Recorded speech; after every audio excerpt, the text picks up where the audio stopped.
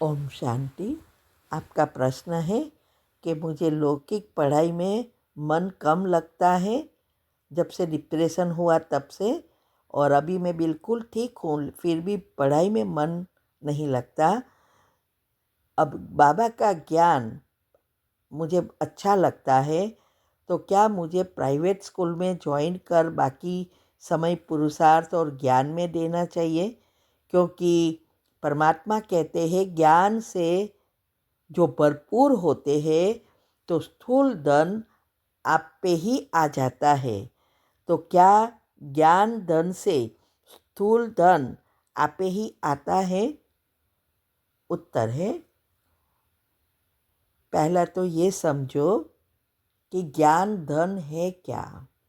ज्ञान का अर्थ है समझ, और जितनी जितनी जिसमें समझ है वो जीवन में अच्छी रीति प्रगति करता है।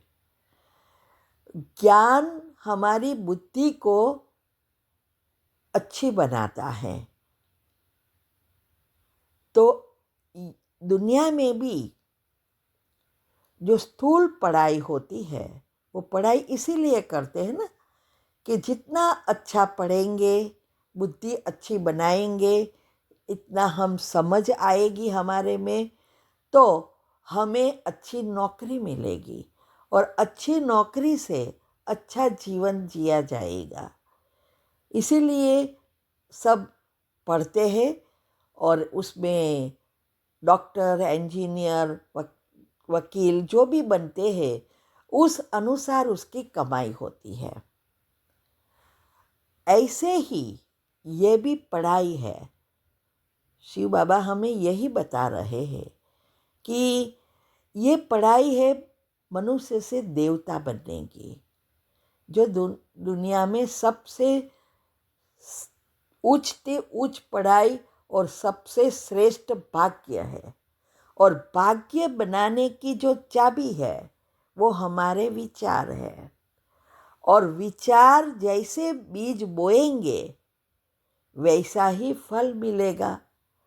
तो ये ज्ञान, आत्मज्ञान माना समझ, इस आत्मज्ञान से हमारी बुद्धि शुद्ध पवित्र जितनी बनेगी उतना हमारा भाग्य का बीज अच्छी रीति बोएंगे। तो अच्छा भाग्य है तो पैसा ऑटोमेटिक स्थूल धन आएगा।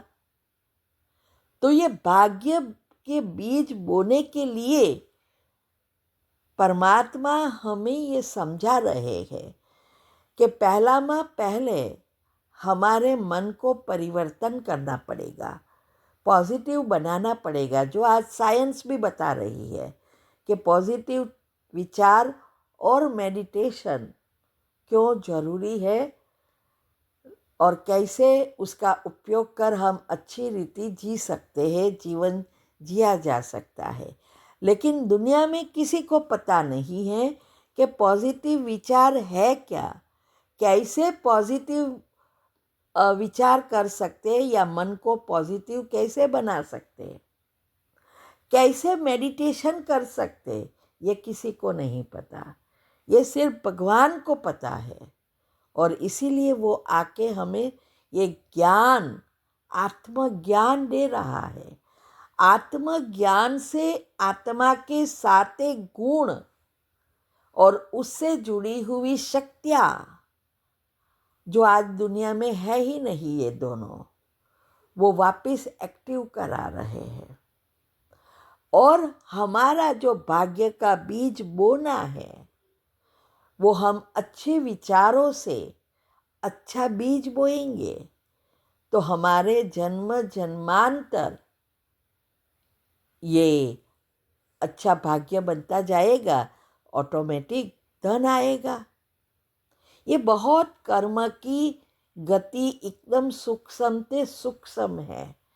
इसीलिए कहा जाता है कर्म की गुह्य गति वो खुद ही जाने जिसने ये बनाई है नियम। इसीलिए अगर आपको मन नहीं लगता पढ़ाई में, और कोई जवाबदारी घर की नहीं है तो बस जो भी जॉब मिले उसमें ही अपने आप को संतुष्ट करो और पुरुषार्थ में पूरा ध्यान दो। अगर जवाबदारी है तो दोनों का बैलेंस करना पड़ता है। तो ये हमारी खुद की चॉइस है। देखो, हमने 2001 में हमारी सारी लग्जरियस लाइफ थी। मैं जनरल मैनेजर थी, युगल की फैक्ट्री थी, सब वाइंड अप किया। संतुष्टता आ गई कि अभी हमारे पास जो है उसमें हम इंटरेस्ट में जिएंगे और दुनिया का कल्याण कर, सभी आत्माओं का कल्याण कर, भगवान की ये जो ये यज्ञ है उसकी सेवा कर, उसमें हम सेवा करके दुआ प्राप्त करके हम हिसाब किताब चुकतू कर अच्छा बीज बोएंगे और सारे चक्र का भाग्य बना लेंगे और श्री कृष्ण के नज़दीक में उसके घराने में आना ही है। ये हमारा लक्ष्य था। तो इसके लिए, ये लक्ष्य के लिए हमने सब छोड़ा और एकदम परिवर्तन किया। ये संतुष्टता जो सबके जीवन में जल्दी नहीं आती, हमने एकदम एक झटकू कर दिया और इस सेवा में लग गए। तो आज हम कहाँ से कहाँ पहुँच गए। लेकिन अगर हम स्थूल में भी कुछ ना करें और पुरुषार्थ भी कुछ ना करें तो कोई फायदा नहीं है। तो वो हमारी अपनी चॉइस होनी चाहिए, मुझे जीवन में चाहिए क्या, और उस लक्ष्य बनाकर आगे बढ़ना है। ठीक है। ओम शांति।